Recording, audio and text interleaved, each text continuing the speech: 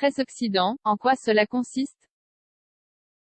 Le stress oxydant semble être associé au développement de nombreuses maladies telles que le cancer ou certaines maladies d'origine neurologique.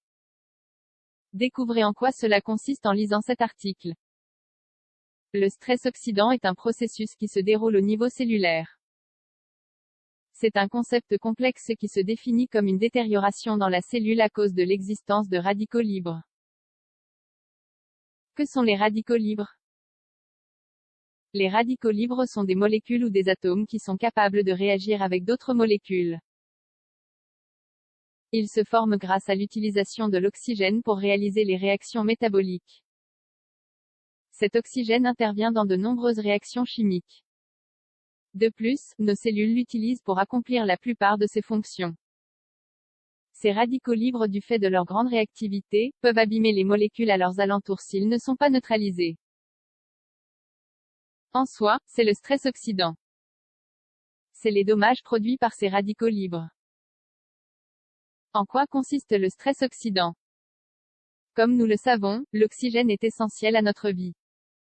Les cellules de notre organisme en ont besoin pour fonctionner correctement. Ce qu'il se passe, c'est que l'oxygène qui parvient jusqu'à elle se transforme en molécules réactives après avoir été utilisé par le métabolisme. Ces molécules appelées radicaux libres sont normalement neutralisées grâce à des substances antioxydantes. On parvient ainsi à maintenir un équilibre pour qu'il n'y ait pas de dégâts au niveau cellulaire.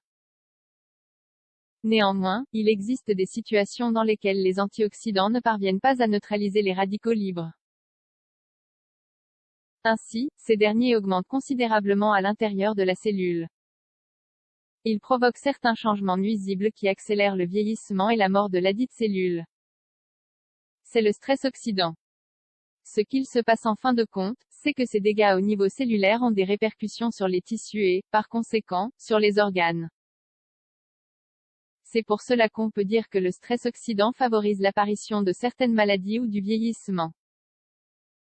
Que se passe-t-il avec ce stress oxydant? La principale conséquence du stress oxydant est le développement de nombreuses pathologies. Par exemple, il existe de nombreux processus cancérigènes qui proviennent de cette situation. De la même manière, de nombreuses études ont associé le vieillissement de la peau au stress oxydant. Des troubles neurologiques ou des maladies cardiovasculaires peuvent aussi dériver de ce problème. Quels sont les facteurs de développement du stress oxydant? Tel que nous l'avons mentionné, c'est un processus qui se déroule au niveau cellulaire.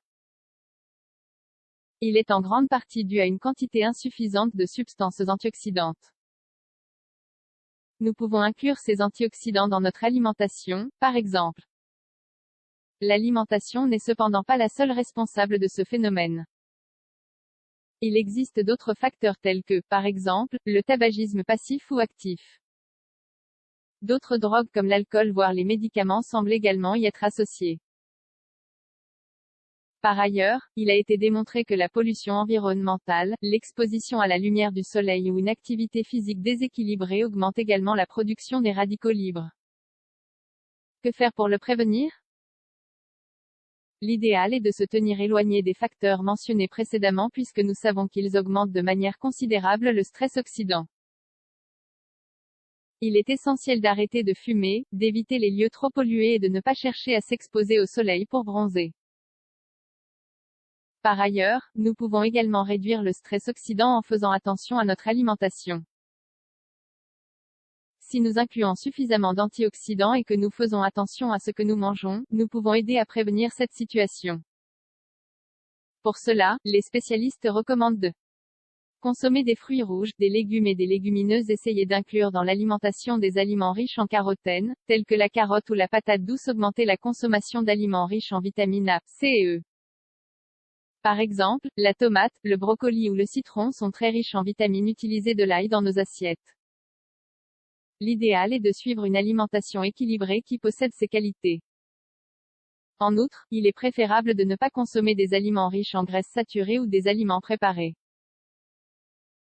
Cela ne doit pas devenir obsessionnel, mais il faut bel et bien essayer d'adapter ce type de caractéristiques à notre quotidien. En conclusion, Le stress oxydant consiste en une détérioration cellulaire produite par de nombreux facteurs. Néanmoins, nous pouvons le diminuer et le contrôler en adoptant des habitudes et une alimentation saine. De nombreuses maladies semblent être associées à ce stress oxydant.